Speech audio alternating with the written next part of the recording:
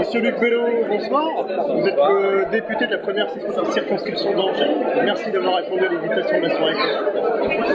Pour rentrer directement dans le sujet du numérique, je voulais évoquer avec vous le projet de Cité des objets connectés. Un projet annoncé comme prometteur pour les prochains mois, mais dont le contenu reste encore un petit peu flou pour certains commentateurs et aussi pour le grand public. Donc, est-ce que vous pouvez affirmer ce soir qu'il s'agit bien d'un projet industriel et pas d'une vitrine qui aura finalement peu d'impact économique sur le bassin d'Angers? L'enjeu est exactement, on est sur un projet industriel. L'origine, c'est constater qu'on a aujourd'hui une place de leader à l'échelle mondiale autour des objets connectés. 4 objets connectés sur 10 vendus aux États-Unis est un objet français. Cette place de leader, on doit la conforter. Donc, tout simplement, on a réuni à Bercy tous les acteurs autour de l'enjeu des objets connectés, à la fois ceux qui sont sur déjà de la production, mais aussi ceux qui sont sur l'innovation, de la recherche, et sur des boîtes qui sont en train de se monter, et celles qui ont déjà plutôt bien réussi dans ce domaine-là. On leur a dit pourquoi renforcer, accompagner, valoriser l'écosystème des objets connectés. On les a mis autour d'une table, très vite, les mêmes sujets sont revenus. Il faut un bassin qui soit à la fois fort en termes de formation, bien sûr sur l'aspect électronique, mais aussi sur les aspects plasturgie, métallurgie, filière bois, parce que les objets connectés sont des objets du quotidien, c'est pas quelque chose qu'on laisse caché dans une voiture, dans un placard, bien souvent on le porte sur soi, on le porte autour des objets qui nous environnent. Et il s'agit de pouvoir accompagner l'ensemble de ces éléments pour favoriser l'innovation, la création. Toute la difficulté pour quelqu'un qui veut monter des objets connectés aujourd'hui, c'est de trouver la personne qui va lui trouver le système d'alimentation, parfois qu'il soit protégé des intempéries, de l'eau, des éclaboussures, ce qui n'est pas toujours simple. On a une filière plasturgique qui est plutôt en pointe sur ces questions-là. On a ensuite des besoins autour de design, des besoins autour de métallurgie, bois, tout ce qui peut accompagner cette création. Et il faut pouvoir trouver un écosystème qui enclenche de la capacité à créer, à innover. L'enjeu de la cité, c'est de mettre tout le monde autour de la table et de favoriser les connexions, les essais. L'enjeu, c'est de produire des protos, des pré-séries, et ensuite de produire des filières électroniques qui soient capables de produire les séries. Le but, c'est bien aussi d'agir comme une pompe aspirante et d'attirer à Angers les entrepreneurs, finalement, même marseillais, nantais, évidemment, parisien. Voilà. L'enjeu est qu'ils trouvent là un écosystème qui leur permette de gagner énormément de temps, ce qu'ils laisseraient peut-être 8 mois à faire chez eux, qu'ils le fassent ici. Demain, moi, je souhaite qu'il y ait des cités des objets connectés un peu partout sur le territoire, certainement à Grenoble autour des enjeux du médical, certainement ailleurs sur les enjeux du maintien à domicile. Là, on a déjà quelques pistes, mais il faut qu'on réussisse cette cité des objets connectés déjà aujourd'hui à Angers pour accompagner, former et permettre à tout le monde de se développer. Le délai, c'est quelques mois là, hein.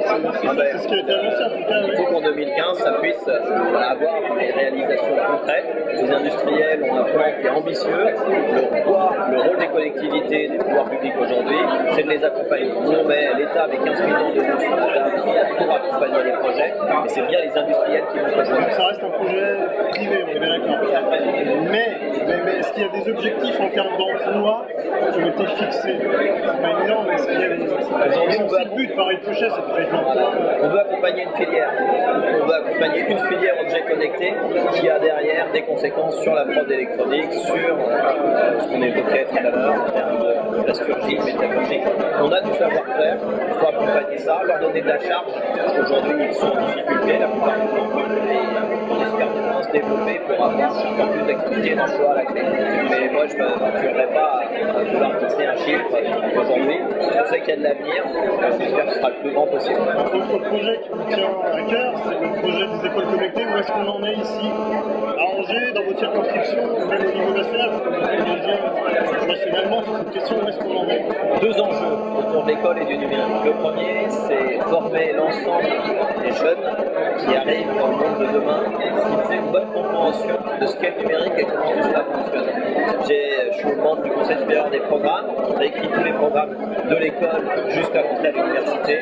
Il faut que l'ensemble des jeunes générations aient les clés de compréhension du monde qui les entoure, y compris autour autour du numérique, avec, moi je crois fortement, une capacité à comprendre ce que c'est que le codage, comment fonctionnent les outils qui nous environnent, et qu'ils puissent eux-mêmes avoir une initiation, une base de formation autour de ces enjeux de codage, de programmation. On leur donne les outils, je pense que les générations futures qui seront autour de ces programmations auront eu leur premier pas autour de l'école. Première priorité. La deuxième, c'est leur donner les outils pour le faire. C'est à la fois des tablettes, des ordinateurs, c'est évidemment connecter l'ensemble des écoles partout où on le peut à la fibre, leur amener du vrai très haut débit. Il y a encore des établissements qui sont à la traîne de ce temps-là qui n'ont pas accès. On a des écoles rurales qui sont dans le 49. Oui, bien sûr, qui sont en zone grise, qui sont dans des zones où le débit n'est pas très très bon et où on a bien du mal à leur permettre d'accéder à la simple ressource d'Internet.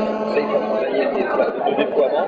Et puis dans les zones urbaines, il faut qu'on connecte directement les écoles à la fibre. On a terminé la DSL, et c'est vraiment du très haut débit, c'est de l'efficacité sur ce enjeu-là. Alors vous apparaissez comme un des députés peut-être les plus connectés de l'Assemblée nationale. Je ne sais pas si c'est vrai, c'est une légende. Est-ce que c'est une question de génération? Est-ce que c'est une question de passion? C'est lié à votre parcours? Et selon vous, est-ce que l'outil numérique s'impose aujourd'hui à la fonction de député? Deux questions très différentes. Bon, d'une part, je pense que c'est pas un problème de génération. Moi, je présidais ce matin le club parlementaire numérique. On a des parlementaires de toutes les générations qui sont intéressés à ces questions-là. Et c'est plutôt une question de voir comment le monde fonctionne et comment il fonctionnera demain, plus qu'une question d'avoir 35 ou 65 ans. Dans les fonctions aujourd'hui, la base, c'est les réseaux sociaux. Aujourd'hui, c'est quelque chose de très développé. Mais l'enjeu du numérique, il va bien au-delà. Et c'est aujourd'hui vécu très souvent sur les objets connectés, les tablettes, y compris dans l'éducation, comme du gadget. Demain, c'est ce qui nous environnera, c'est ce qui nous permettra de fonctionner. Et c'est ce qui fera notre vie quotidienne, c'est ce qui fera le développement et notre capacité de développer. Oui, ça doit faire partie du quotidien, et pas que des députés, de chacun des Français. Vous l'utilisez avec précaution ou pas? Je parle des réseaux sociaux notamment.